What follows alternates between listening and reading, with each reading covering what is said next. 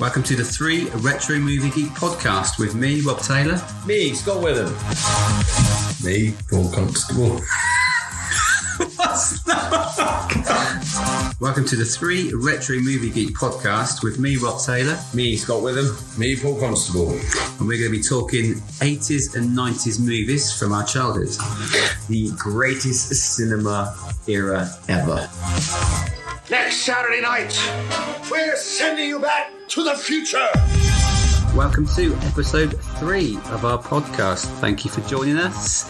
Today we are not only going back to 1985, but we are starting up our DeLorean and going back to 1955 as we talk Back to the Future. Once again, I am joined by great Scott Witham. That's me. And Paul, Save the Clock Tower Constable. You alright, Paul? I'm very well, thank you. Looking forward to this one, aren't you? Yeah, one of the greatest films, probably the greatest film ever made. Watch it so many times, love it. I could say you're excited from this one. I can see you're excited from your smile, not from anything else. Right, okay. Back to the Future. What's it all about then? Well, going back to the future. Correct, yes. The invention of time travel in the 1980s. 1980, and it was filmed in 1985, wasn't it? Directed by Robert Zemeckis. Written by Robert Zemeckis and Bob Gale. Did you know it's nearly not called Back to the Future? I do. No, I don't. I do. Carry on. It's going to be called Spaceman from Pluto. Yes, what's written at Was the that bottom. Spaceman from Pluto. Spaceman from Pluto. Yep.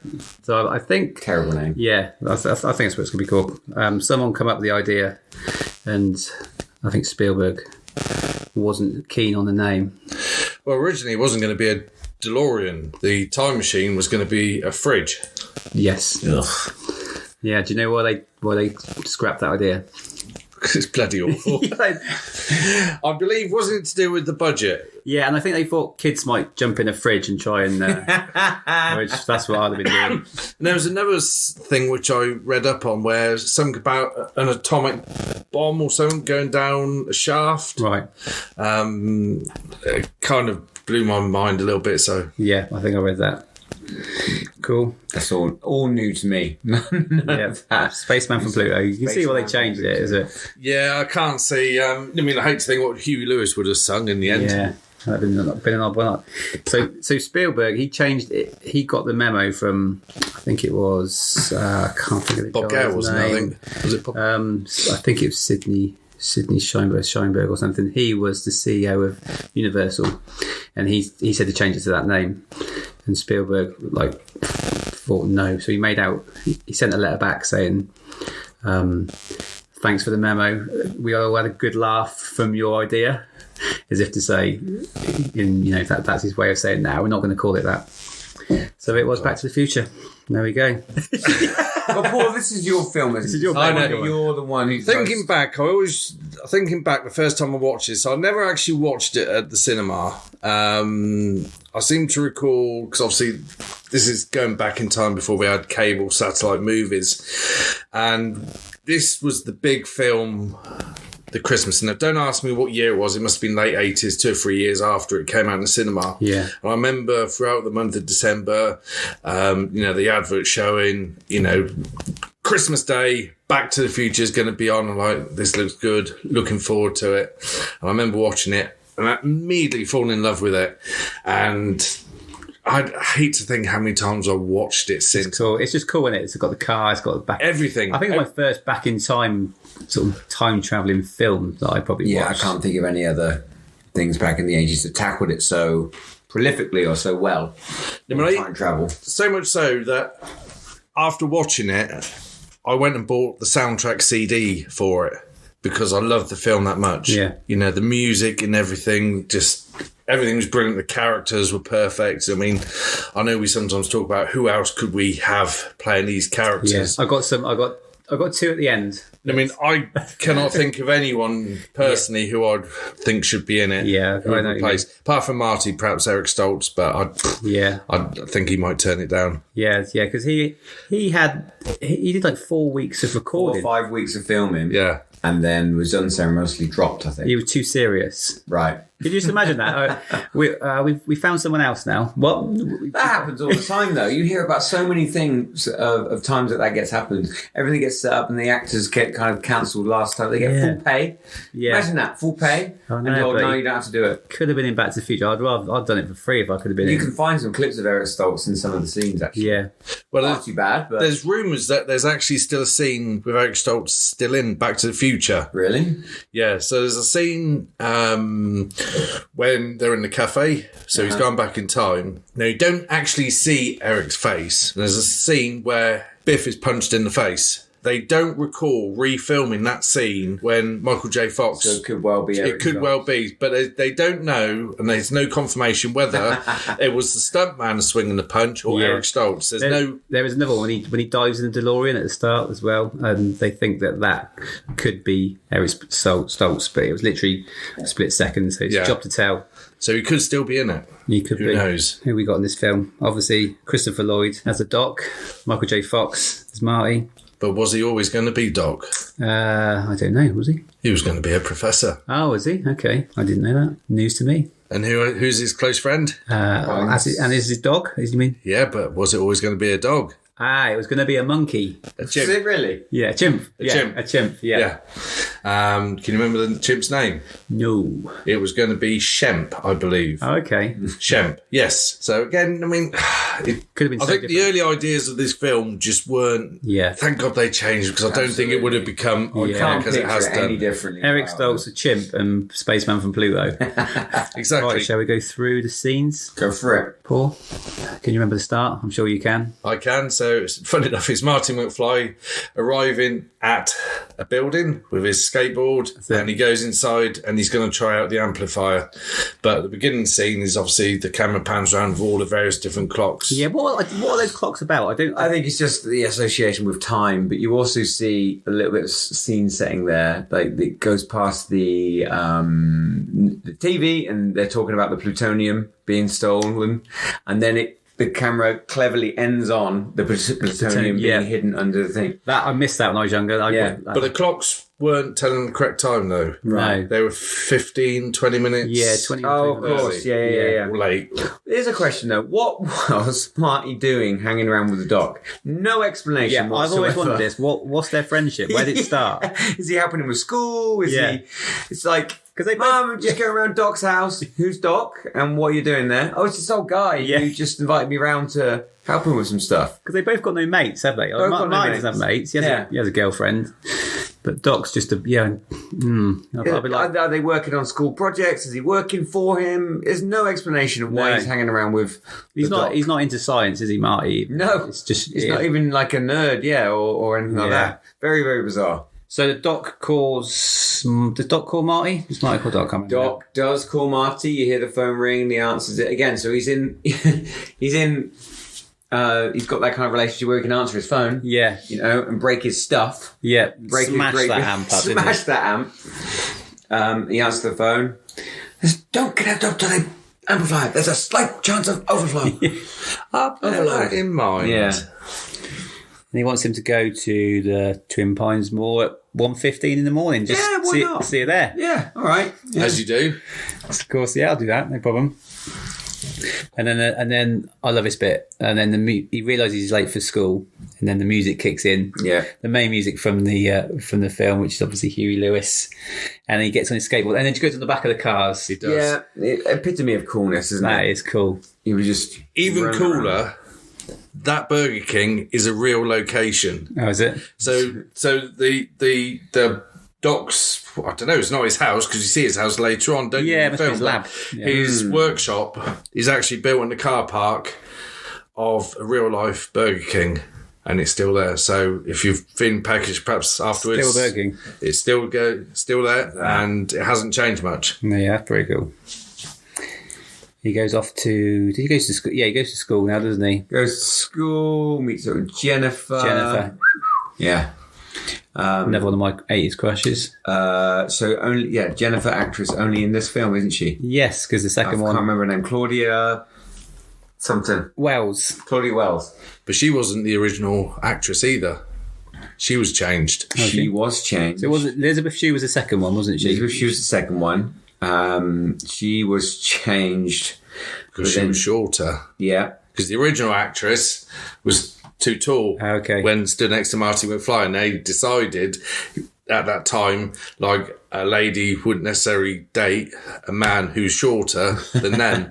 So not only did Eric Stoltz get booed out, she did as well. Yeah, but I can't remember her name though. Because Doc had to like hunch over, didn't he? Because Marty's only 5'5" and Doc's, I'm guessing, 6 foot something. So so when he's always hunched over, it's because he's not so too tall for when he's talking to Marty, which is a weird one, a bit weird. I just thought he had a bad back. Yeah, you might have done. He did afterwards. Save the clock tower. Remember the lady said about save the clock tower at the start, so because of the lightning struck it 30 years ago. And then he goes to school. Battle of the Bands. Or the auditions for the talent contest, or whatever it is. Do you know who the guy with the megaphone that says... Lewis himself. You know that. Really? Okay. Yeah. You're just damn too loud or something like that. Yeah. Yeah, that was his little part. I think it's uncredited. Right, so he goes to... next scene is when he goes to... Is it Lion Estates? Lion Estates, which is a dump. Yeah. Yeah, he approaches, doesn't he? Because he's tagging along on the back of a truck. Yeah, it's still going. As he always does. And he visits his home life, his current home life in 1985. Yeah, and it's not the best, is it? No. Alcoholic mum. Yeah, she likes to drink. Nerdy dad who gets bullied at work. Uncle Joey in prison. His dad's laugh. Impression, that's how impression done. Time for an oil change. Yeah. So his dad, so George, who's played by Crispin Glover, he's 3 years younger than Marty. So he's playing his dad. Obviously it goes back in time, so he's younger when he's back there, supposed to be. But so Michael J. Fox is like 24 and Crispin Glover's 21. Well, he does a very good job. And to be honest, I don't know if you've been to the States in the musical in London, Back to the Future. No. I'd love to go. Oh, absolutely incredible. And the guy who plays George McFly steals the show. Does he? The best thing about it. Incredibly likeness, and it was brilliant. So more on that later. But yeah. Marty's brother is the guy. He's in Superman. That's how I remember. Marty's brother was the reporter in Superman. Is he really? Yeah, I can't remember. Works at a fast food chain or something like that. Yeah, that's it. One. Yeah. So it's sort of, and then the mum starts talking about how her and George met, wasn't it, to get the idea of obviously what comes up. It's not a stupid fish under the fish under the sea dance. Fish under the sea. No, it's called something else, isn't it? Enchantment Under the Sea. She said something like, any girl that goes after boys just asking for trouble. Yeah. We never done anything like that when we were younger. I never sat in a parked car. So they just sort of shows what their family's like, doesn't it, really? Yeah. Taste of family life with Biff coming in and being that general character. It's got the feeling of this, and even if you look to we're not there yet, but Back to the Future 2 and 3, the sense of history repeating itself. Yeah. Biff being the bully and trying the same, hello, anyone there? Same things over and over again. Yeah. A drunk smashed up the BMW, ruins Marty's weekend away at the woods. Yeah, he was gutted with the lake. Mm-hmm. How much that meant to him. And then we go to the famous scene in the film, I think, the car park scene where Marty goes to meet the Doc. Yep. This is cool. Twin Pines, yeah. And the DeLorean, that guttural kind of throaty. Yes, as the trailer unloads, and the smoke comes out. Where's that come from? Wow, that's just you can see. Effect, Oh no, how he got in it? Because you can't open the doors. No. So if you push the truck in, how do you get out? Yeah. That's a good point. It is a very good point. But iconic Back to the Future. A few things. One of them being the DeLorean, the music, the DeLorean, Marty McFly. Yeah. They're still made today, DeLoreans. I didn't realise that. Yeah. Well, it's not made by DeLorean. It's another company who's bought the plans or whatever they call it. Their new model of the DeLorean. It's an all-electric kind of thing. It's a big thing. It's a big thing, yeah. So this is where we first see Doc, isn't it? Mm-hmm. Do you know who nearly had the part for Christopher Lloyd's part? Enlighten me. Didn't know this one. Yeah, so same. It always seems to be the same characters I seem to be reading out. But John Lithgow, Right. I can see that. Gene Hackman. No. Oh, yes, Gene Hackman. Yes, that rings a bell. Goldblum. His name's always kicking around. And this one I thought was funny. John Cleese. I don't know if he auditioned for it, but yeah, which I could see that working. He was he would have been quite good. Yeah. But they chose the right actor. Yeah. And Marty, do you know audition for Marty? Well, you sent this to me earlier. I did. I sent one of them. Ben Stiller, John Cusack, Charlie Sheen, Johnny Depp, and Karate Kid boy. Oh, Ralph Macchio. Ralph Macchio, that's it. That's it. But they always wanted Marty, didn't they? Because he was in Family Ties. But they were desperate for him. But he was doing Family Ties at the time, and he was working there from like 8 till 5. And as part of his contract was if he could have this role, he had to, his number one project was Family Ties. So then in the evenings, he went and did Back to the Future. Got like 3 hours sleep, and this went on for about 4 months. Oh my God. He get sleep when he was going in between filming locations. Yeah.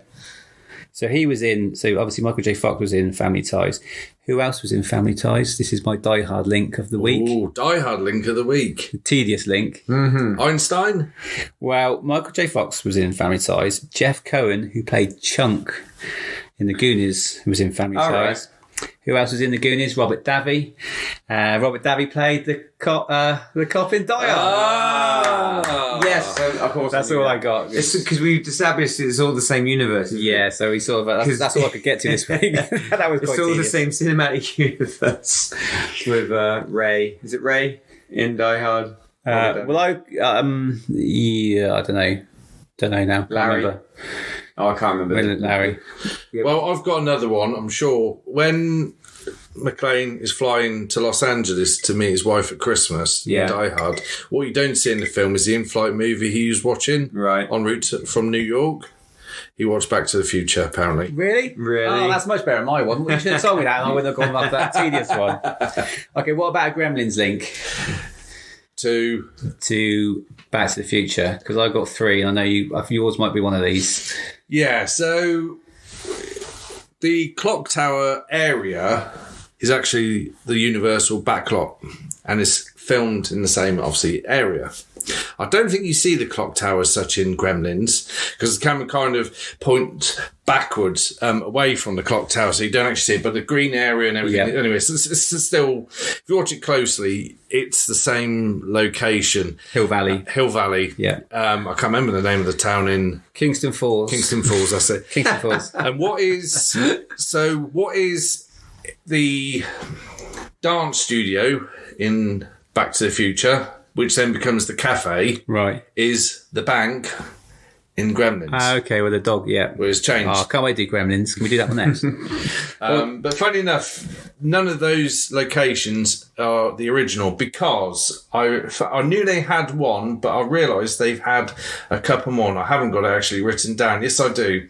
So the courthouse square was destroyed by a fire. Right. I've got 3 fires, and the whole area has been destroyed in 1990. So obviously the original Back to the Future and all that lot. 1997 and 2008. However, the courthouse itself has remained, although it did suffer scalding or surface damage during those fires. So you could do like the backlot tour of Universal, but whilst it's in a similar shape, there's none of the original. You guys haven't been to Universal Studios? No. Not in LA. I went Florida. I've been in Florida. Been Paris, sort of. Disneyland Paris. There was a Back to the Future ride back then. Done that. Yeah, you're getting a DeLorean and you're flying around. You can find the actual original movie that you see on YouTube. Oh, that's quite cool. But it's got... But Bill Crystal now, isn't it? But isn't that the Minions ride or something now? They've changed it. Like Sounds King rubbish. Kong changed to Spider-Man. They're changing them all over the place. just But update I your do remember the Back to the Future ride at Universal back like 30 years ago. Must have been. Yeah, cool. Right, 2 other Gremlins facts I got. Lorraine's mum Yeah. in Back to the Future is the mum in Gremlins. Yeah. Frances Lee McCain. And this one blew my mind. Right. When in the car park, and the scene we're on about, I think we're still on about that one, aren't we? So Doc has a little notepad on his belt. So he's got like a tool belt on one side. Mile. Yeah, and on the other side of his belt, he's got a little notepad, and on it is a picture of a gremlin. Really? So that again, so that's in the same universe. Didn't know that one, but I will look at that so later. you've got to really Cinematic pause it or look it up. The Yeah. 80s cinematic universe. So Gremlins is everywhere. Right, I think the old Libyans turn up now, don't they? Libyans. The Libyans, after a little bit of filming and... Oh, well, no, actually, first, they do the test. Yes. They do the test and send Einstein 1 yeah. minute into the future. Yeah. And the car comes back covered in ice. And then... Yeah, he's about to set off on his own thing, and the Libyans turn up in a camper van. See, when I was young, this bit I didn't get. I just thought it was some guys coming in to blow him up. I didn't realise that Doc was supposed to make a bomb for the Libyans, but didn't, and then nick the plutonium. Yeah, stole the plutonium, gave him... Child-friendly film, let's make a bomb and nick the plutonium. Give him a package of used parts, didn't he, or something like that. Yeah. They shoot Doc. Yeah, he's dead. So and then the everything goes into... plan of action for the rest of the film. It sets itself up. Marty's conveniently in his radiation suit, gets in the DeLorean, drives around in a car chase, getting up to 88 miles an hour in a car park. Can you imagine that going around Tesco car park and trying to get to 90 miles an hour? It's not going to happen, is it? While he's driving, apparently the DeLorean couldn't do 88 miles an hour in real life. I thought I read somewhere. Oh, right, okay. So you'd never use it really as a time machine if you need to get to 88 miles an hour. But as the car's driving around the car park, take your eyes off the speedometer, but look at the speed, the mileage. Oh, okay. I didn't know that.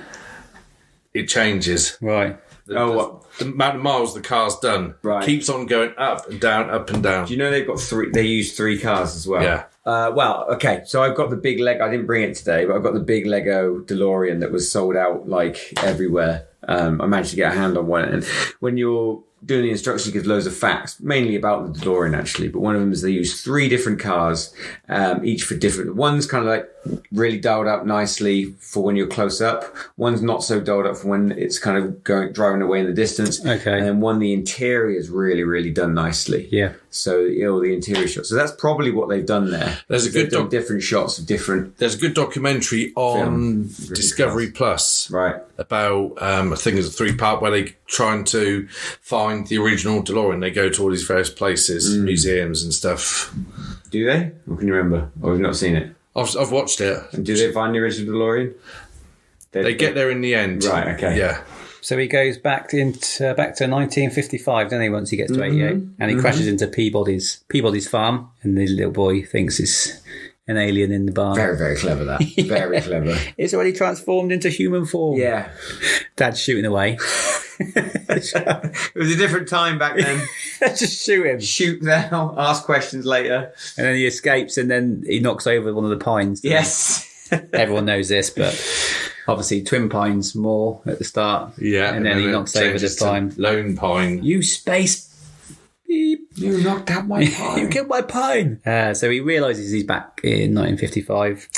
But of course he hasn't got any plutonium to get back, has he? No. So he's used screwed. Plutonium to generate 1.21 gigawatts. And they don't have that in that way. They do have it in 1955, but they've used up his shot. So he's got no way of generating the power to get back to the future. That's right. That's what the film's called, isn't it? And get back to Pluto. It's Pluto Mars, whatever it's called. Yeah, the car dies, doesn't it? Yeah, it's Keeps on dying during this film. Yeah. See, I was watching this, right? If you're a DeLorean and they're using your car, it's great exposure for your film because, I mean, a lot of films have modern cars and everyone then wants one of those cars. But the fact that the DeLorean keeps breaking down, surely that wasn't good. But any advertising's good advertising, maybe. Yeah. Plus, when you buy it, you're not going to go... Only if you want it kept on the I driveway. think you can get away with the fact that Doc has probably meddled with it and messed up the warranty. Yeah. Yeah. Put loads of stuff on it. Yeah, these aren't custom parts. He has put plutonium in it. Yeah. I don't think you're supposed to do that when you buy one. No. You know what an era though? You think about there was an obsession with technology back then, wasn't there? There was like Knight Rider car, you had the A-Team van, Street Hawk, remember Street Hawk? Airwolf, these. Oh, yeah. Blue Thunder, yeah. All these shows that was all about Herbie. It just, well, yeah, kind of like the same ilk.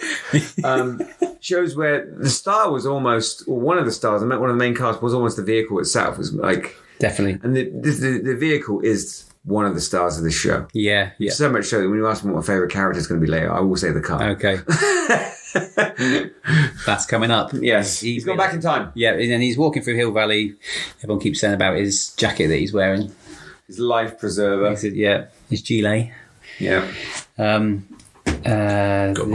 What happens next? He goes to the cafe. He goes to the cafe. Well, he picks up a newspaper. Yeah, and realizes someone chucks a newspaper and he gets out and he's got the date. 9:55. Goes to the cafe. Goes to the cafe and coincidentally sits right next to his dad. His dad. Old Georgie boy's there.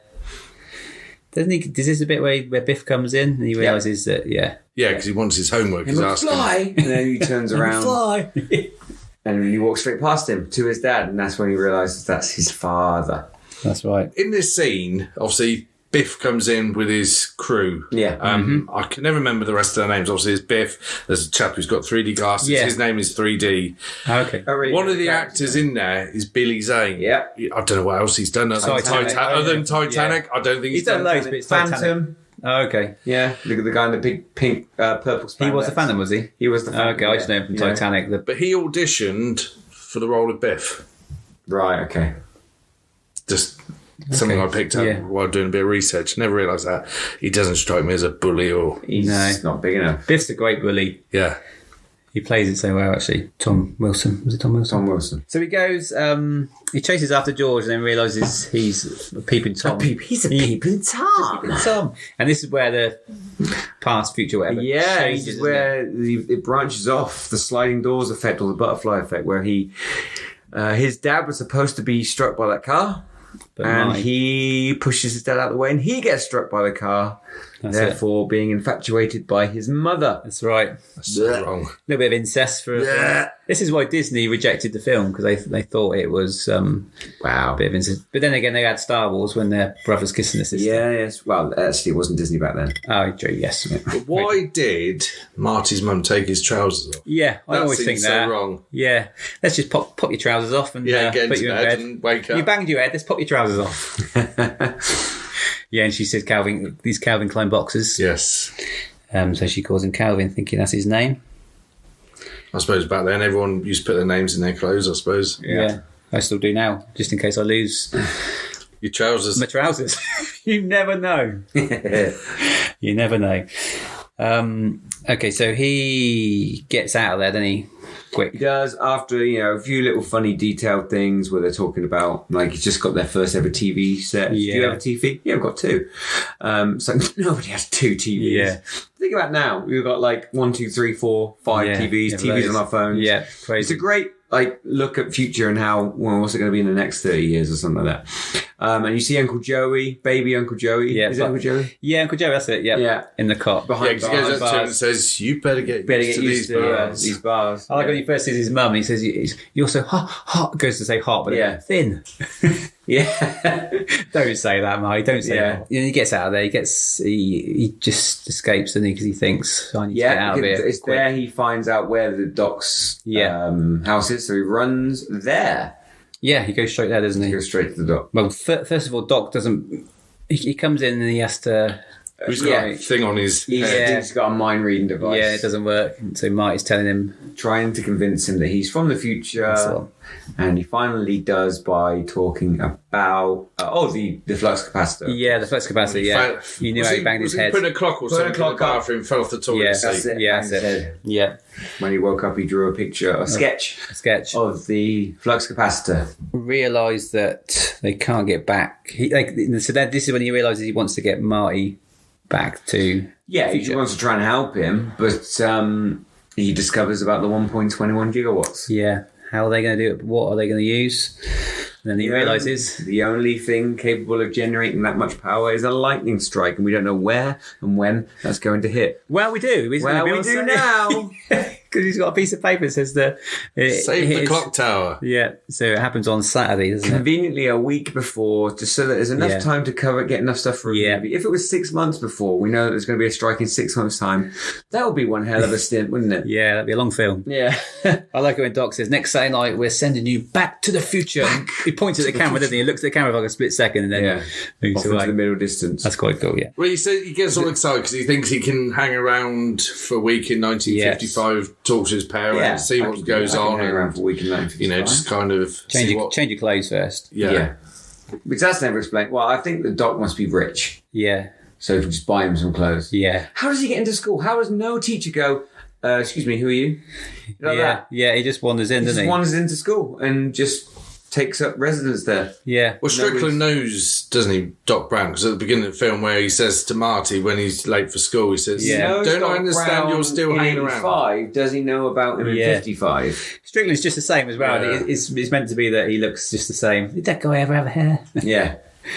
The Doc explains that he needs to get his parents to fall in love because he changed it when he fell out of the tree. When he saved George from being October. At the same time, his mum's now infatuated with him, Calvin Klein. That's it. And for some reason, he just cannot get her to stop being infatuated with him. Everything he does, she loves. Defends her from Biff and various other things. Like he says, that sounds heavy, Doc. Weight has nothing to do with it. That's the word again, heavy. Yeah. What's wrong in 1985? Is there something wrong with the gravitational field or something? Yeah. Obviously, heavy wasn't a word used in the 50s, but we need to bring heavy back. That's heavy. That's heavy. That is heavy, man. Isn't he a dreamboat? It's such a dreamboat. Such a dreamboat. That's another 50s absolute dream. Yeah. dreamboat. Lorraine sees him again at school. Yeah. He keeps on trying to get George to ask Lorraine to the Enchantment Under the Sea. Enchantment Under the Sea. Fish Under the Sea. Various different ways, and he's This is cool. too scared. This is cool, it's a bit. He's too scared, and he finds out his dad's actually creative and science fiction writer. And he doesn't want people to read his books in case there's he gets rejected, which is again history repeating because Marty's scared of people getting rejected about his music. Yeah. So it's very clever in that respect. Yeah. So he gives a very clever ploy of breaking into George McFly's house, by the way. Yeah. Just breaking there, stand on the edge of his bed without him. This is quite cool. So he makes out he is Darth Vader from the planet Vulcan. Yes, let's mix him up. I love it. I love winding Star Wars fans up, doing Star Trek things. So he says, I'm Darth Vader from the planet Vulcan. And this bit's cool because he puts in, did you know about this, the cassette that he puts in his Walkman? Yeah. And he puts over George's ears. Walkman? What's one of those? A Walkman? You ask our children what Walkman is. He puts it, because they didn't even have Walkmans in 55. Well, they didn't have Walkmans in 55, did they? So he just woke up with his music on his head. And if you look carefully at the cassette, it says Edward Van Halen. Yes. And so apparently, the band Van Halen didn't. They denied the request for the film. So Eddie Van Halen said he'll do it on his own. So that's why it says Edward Van Halen rather than just Van Halen. Right. So he just so he done something himself, which only come out recently apparently. And did you know what year Eddie Van Halen is born? It's probably 1955. 1955, Really? yeah, it is, yeah. That means nothing, but I just thought that was quite funny. So they go to the cafe again. They love the old caf, don't they? And this is where... Lou, get me a milk. Chocolate. Yeah, it slows it down. He makes that quick, doesn't he? It's like, as soon as he says it, it's like... he wants... Marty tells George to go and chat up Lorraine. Mm-hmm. My density has brought me to you. Yes. Say it right, mate. It's not gonna help him, Paul, is it? So he gets his words mixed up, and then old Biff comes in again. One of the iconic... I thought I told you not allowed in here. I don't want to see you in here. Yeah. One of the most iconic scenes. Yes, coming up. Which kind of follows through to the other films. Yeah. Doesn't Yeah. it? Kind of. They do like they're running jokes Yes. in this, Like which is great because you're just expecting... Like him Yeah, waking these up set as well. He pieces. wakes up in different places, doesn't he? So, go on then, Paul. You love this bit. The skateboard scene. The skateboard scene. So he comes in, skateboards, geez. Yeah, so he runs... Well, Marty runs back out and Biff's after him, and he kind of lifts his kid off his homemade skateboard, doesn't he? And and breaks the little handle, and obviously pursuit around the clock tower square on the back of a ute and spinning around. What's that thing he's on? It's a board with wheels. But apparently they added I thought I read, I can't remember, they redone it again afterwards because they added the sparks and stuff. So originally they didn't have the sparks. As he's going around and the tail sort of touches the ground. Right, okay. But yeah, I mean, I love that scene. I mean, the way they go around and jumps over and... that's cool. The skateboard goes under the car and he jumps over. That is cool. That the music, like the main theme. Very heroic scene for our Marty McFly, for our Michael J. Fox. And one of the reasons that he's so damn popular. Yeah, he's cool. He's good looking, he's athletic. Yeah. You know, he's doing those... I presume that's him doing those stunts. I don't know, like actually. him.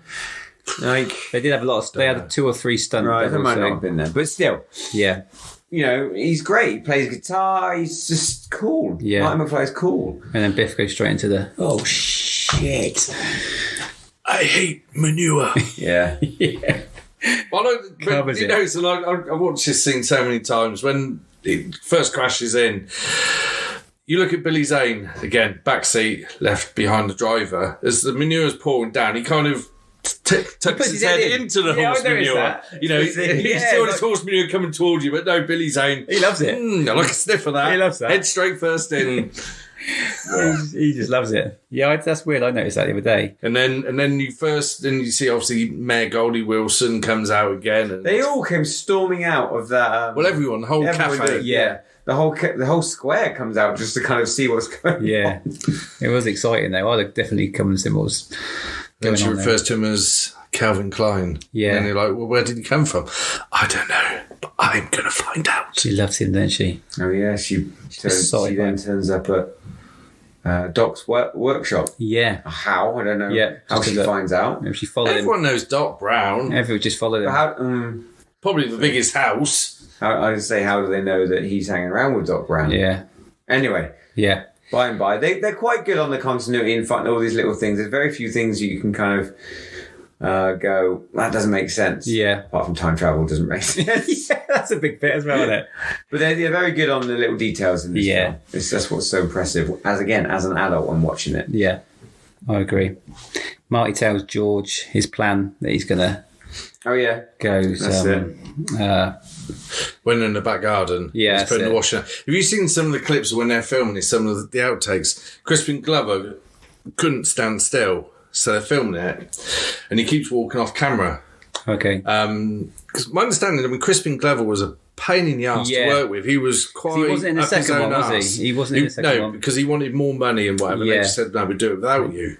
And they would kept on telling him, "No, just stand still and do the scene." But it's like, yeah, but George wouldn't do that. He would be doing this. Yeah, he was sort of pacing, wasn't he? And in the end, they got a little fence square round on the floor, and he said, "That's where you're standing. Do not come out." And that's how they ended up filming it. He could not move outside the fence. There was a thing about, the fact he's not in for the second one as well. But George McFly's in the second one as an old guy.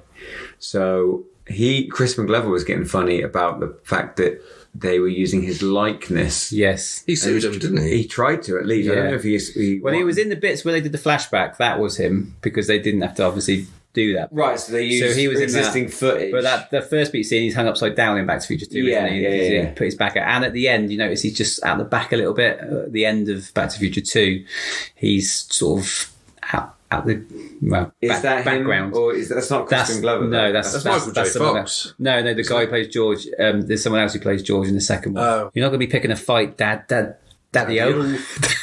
Daddy-O. Marty writes the letter, obviously, the letter that's to Doc, just warning him about the future. Just to be careful, although Doc doesn't want to read such thing because he can affect the time. And then we go to the Enchantment Under the Sea. Fish Under the Sea. Fish Under the Sea dance. Do. So Marty turns up in which I again assume is Doc's car, Yeah, nice car. and parks with Lorraine. Yeah, of course I've parked Marty. He's 17 It's quite years old. dirty, this scene. Yeah. isn't it? I mean, you can see down her top almost. Yeah, she's trying it on. And she is. She's trying it on with her son. Yeah. She kisses him. It's like kissing my brother. Again, I like that because You like that? I don't like Or kissing your brother. No. Whoever takes With it. the scene, I like the fact that she can tell that something's wrong here. Yeah. It goes to show That's that clever, isn't it? the universe. It was written very well, so that the universe can kind of intervene and go, this ain't right. Yeah. Yeah, So- that's good. It's like kissing my brother. And you drink too? Yeah. And spits it, and smokes. And what's going on? Mum. And then the plan almost falls apart here. Yes. Biff gets involved. Yeah, he turns up, doesn't he? This is a bit of a naughty scene as well. He starts... Yeah, he's basically raping her. Yeah, that's it. That's what they said about the film. It's like Yeah. another one why the Disney rejected it, but luckily he doesn't. This is another bit where I kind of question the scene. So the other 3-4 guys take Marty off Yep. and dump him in the back of the musician's car. And then and shut it, and then he's banging on it, and he said, "Oh, the keys, they're in here. They're in the trunk." Yeah, Well, how do you know the keys are in the trunk? perhaps Because that's not your car. But he must have fell on them when he got pushed. Well, in I there. think the keys must have been just in the back. This is how I think this happened. But again, you might even be, if we watch it again, you might see it.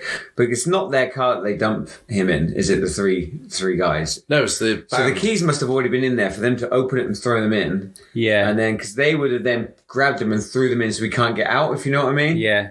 But then Marvin wouldn't cut his hand. Marvin Berry wouldn't cut his hand Berry.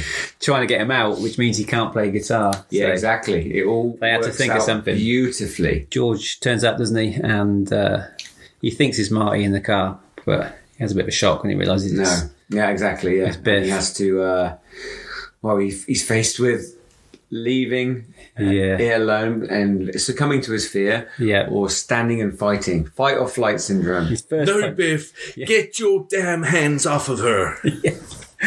He punches him once, like a pathetic punch, and then you see his fist clenched, don't you? Go on, son, hit him. And he lands a left hook.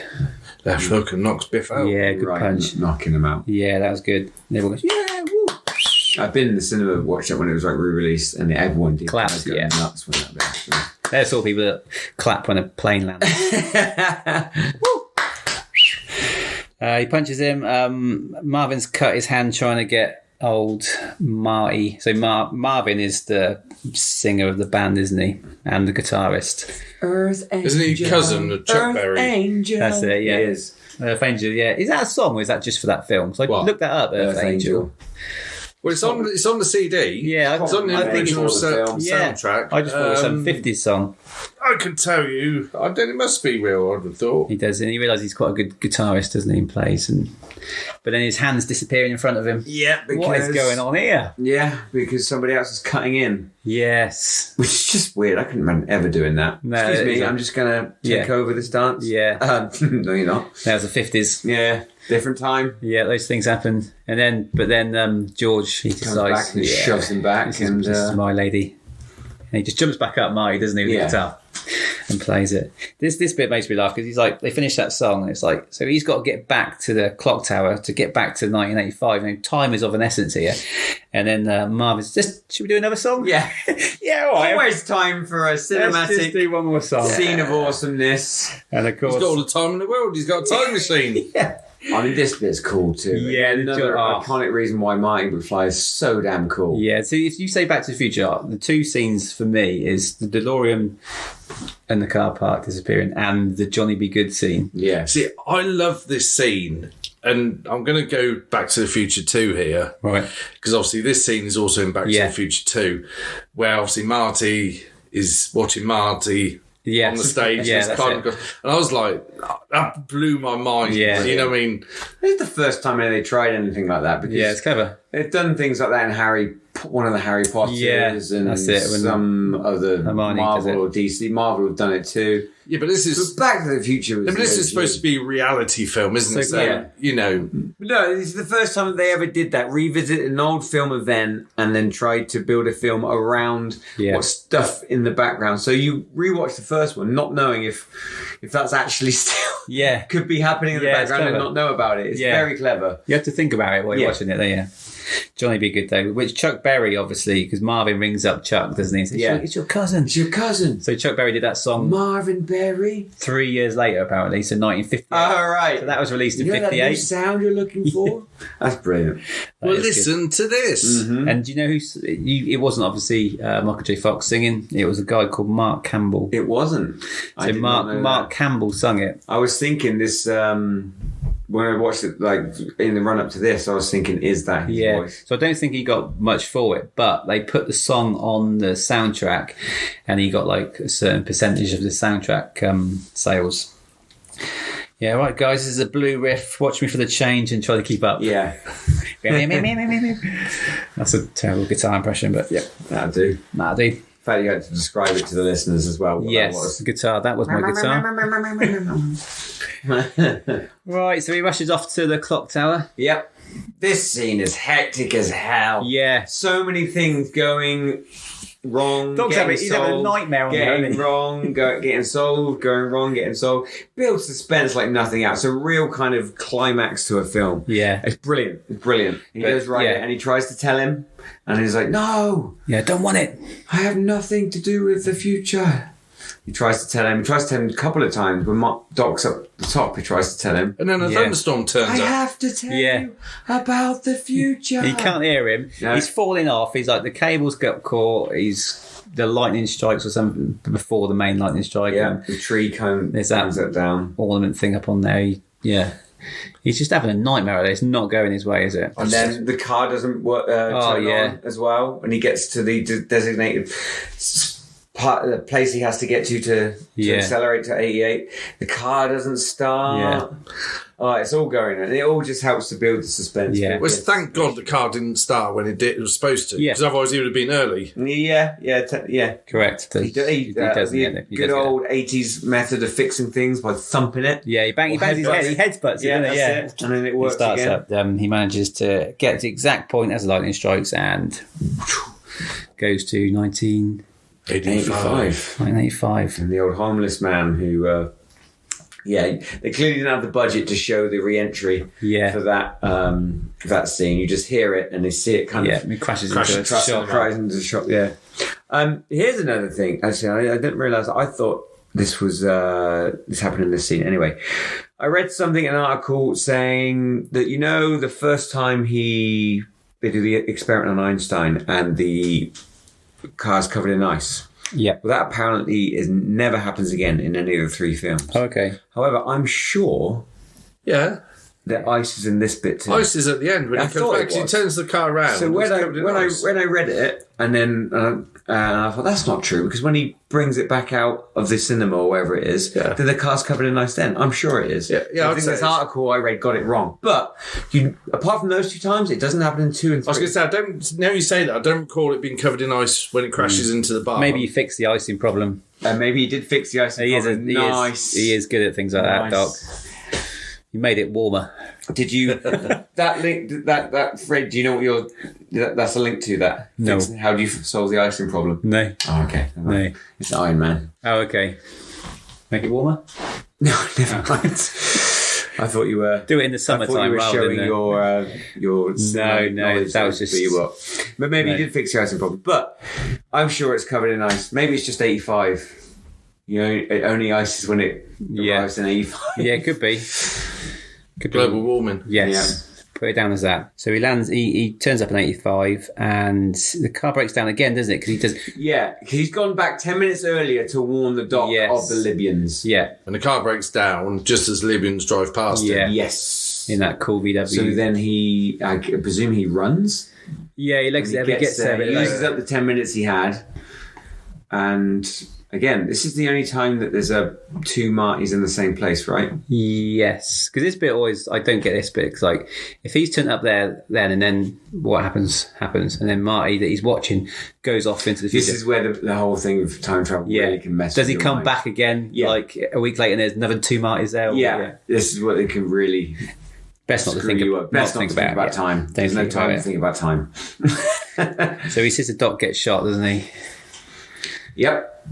But luckily, he's read the letter. He's read the letter. He's pieced it back together. I like how he just...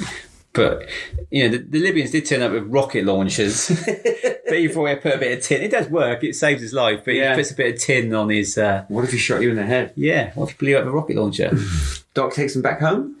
Yes, he does. And then, again, another scene where they couldn't be bothered to film the actual, all the special effects, because the car drives down the street and then there's just a little bit of light and sound. He turns up at home and everything's a little bit different, isn't it? Everything's a bit better. Yeah. He wakes up again. Yeah.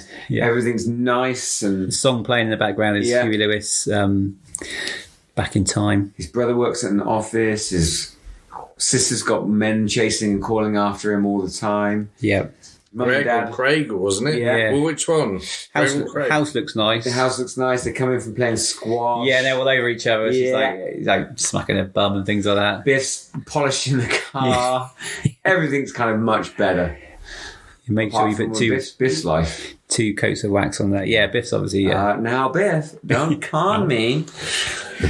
I'm just starting to put the second one on now.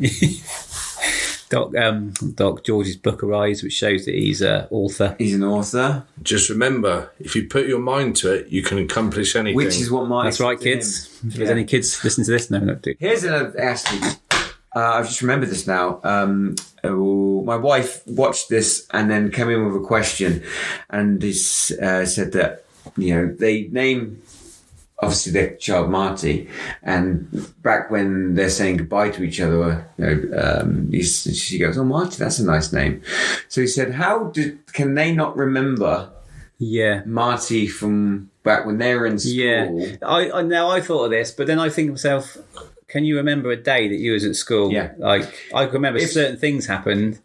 When your son gets to like 17 or whatever, and would you remember if someone who looks exactly like him went back and spent a week with you at school? Yeah. I don't think you'd remember that. No. Like, I can't remember the day I got together. It's like, hey, my wife. Yeah, exactly. She was bloody lucky. I know that. That was my explanation. It's just like you might want to try and remember. I don't think you'd remember your son coming back to see you at school. No. Because you wouldn't know at the time. It's a good point, though. I like it. I like the thinking of it. It opens the garage and there's the the truck. Yeah, which we forgot to mention, but that was at the start of the film, wasn't it? Massive product placement in this, by the way. Toyota were advertised heavily. Pepsi was advertised heavily. And again, when I was younger, didn't realise that was the game that they were playing. But Doc turns up and gets in the car with the famous line. I'll leave you to say the famous line at the end when he gets in the car. Where we're going, we don't need roads. That's right. Turns up from future. Yes. 2015, Doc, with the flying DeLorean. Yeah. The home fusion reactor. Yeah, so it just runs on garbage. Which would be brilliant, wouldn't it? So setting up a sequel. Which, did they have planned? Does anyone know if they had planned? I don't know, because 2 starts with how it ends, but obviously it's reshot. It's reshot because Elizabeth Shue. Is it Elizabeth Shue? Yeah. She has replaced the actor who played Jennifer, Claudia Wells. Mm-hmm. So that is Back to the Future. Yes, we have gone Back to the Future. Your favourite film, Paul? Definitely. Here's your favourite film. Well, it's a close call because some of my other favourite films is Back to the Future, Back to the Future Part 2, and Back to the Future Part 3. I think I prefer Back to the Future Part 2, especially the first half of the film, because just the futuristic vibe that they give. I love Back to the Future 3 though. Yeah, I don't like that. I think I just love all of them. 1 for me, because that's where it all happens. The flying car, for me, it's number 2. I know we're saying whether we're going to cover 2 and 3 on a different day. Yeah, we will. If anyone's listening wants us to do it, we will. But, for me, I think 2 is my Yeah, this film was the biggest selling film of 1985. in America I don't know. or globally. Just what I read said biggest selling film. Good point. It was one of the biggest. Do your research, boy. Budget of 19 million, box office hit of 388 Well, there million. you go. Look at that.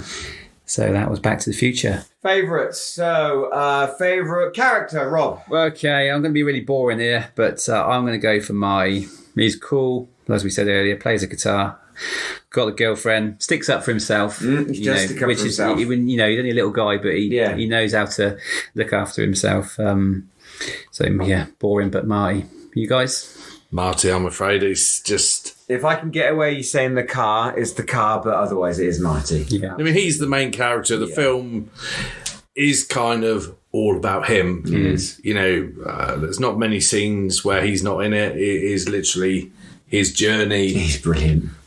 Michael J. Fox just absolutely nails this film. Yeah. He's cool, isn't He's, yeah.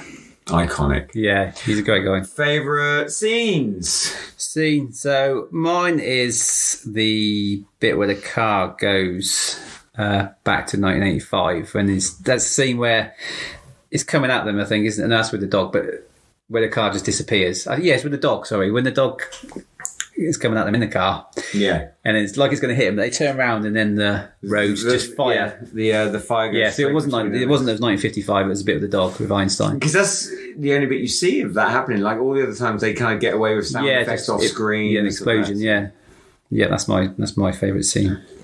I mean, I think I love all essence of film, so I love movie soundtracks. I buy a movie soundtrack and listen to. So part of my favourite scene is probably the very ending, because same reason why I like the end of Star Wars, where he does where we going, we don't need roads, and then the car just takes off, flies, and then goes straight into the music. It just I just think that works so well. Yeah, it's cool 80s film ending, isn't it? What about your... to be different, because there's so many good films, hard to pick, I will go for Johnny Be Good. Yeah, that is cool, isn't it? I like the lines where he says... favourite lines. Yeah, lines. Favourite lines. Go on then. When this baby hits 88 miles an hour, we're going to see some serious shit. But I My didn't. calculations are correct. Yeah. But they cut that scene. I'm sure they did when it was on the telly. Right, probably. Yeah, probably. Because I'm sure they Serious just turn around. stuff. I can't remember if it said serious stuff or just see something very serious. Yeah, I think he says serious stuff, which is boring. Yeah. Your lines? I know, I've got mine. I'm probably going to say the same at the end. Yeah. Where we going, we don't need. Yeah. I think I would go Roads. Yeah, switch his glasses down.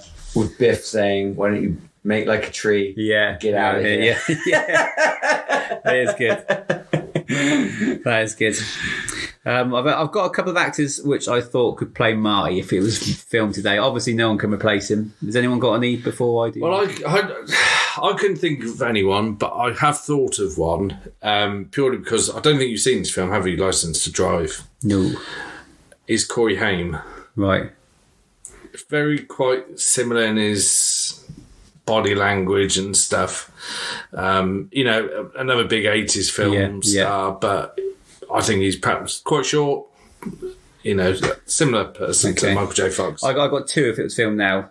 I think these are quite good this time because I know in previous pods you two are like, what? Okay, so my first one is Tom Holland. Do you know what I was just thinking? Yeah, Tom Holland. But I think they've done a little bit. Oh, really? That. I didn't know this. I'm sure they have. Okay. But yeah, Tom Holland. And the other one is is it Kiri, who is Steve the Hare Harrington from Stranger Things. Oh, yeah. Which is basically that character anyway in Stranger Things. Yeah. But obviously no one can replace the great Michael J. Fox.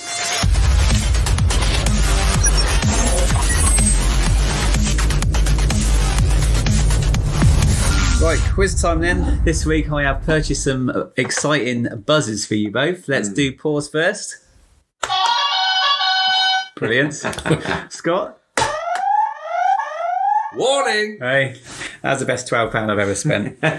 Okay, question. Question If one. only people could see what you were wearing.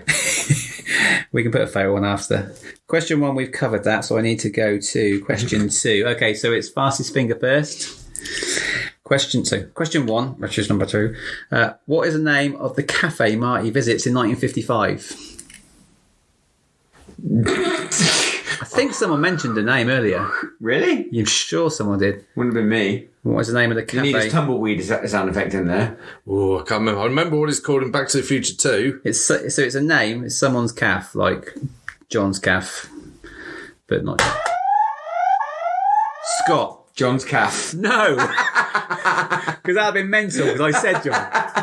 I really have no idea. Come on. No, not at all. Okay, so for 0 points, That's embarrassing. 0 point. It's Lou's calf. Lou's calf. I'm sure someone mentioned it. Nope. Okay, so No, but Lou was the chap.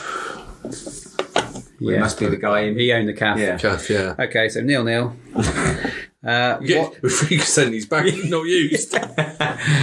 Okay, ready? Fingers on buzzers. Always wanted to say that. What is Marty's band called in 1985?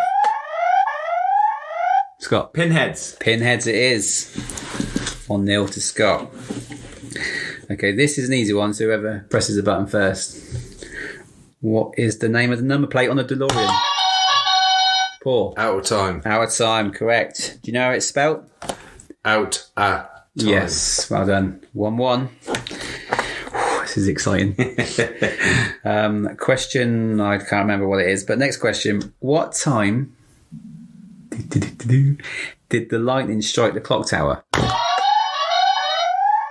You can both say it, both at the same time. 12:04. Paul? I thought it was 10:35. Okay, you're both wrong. It's 10:04.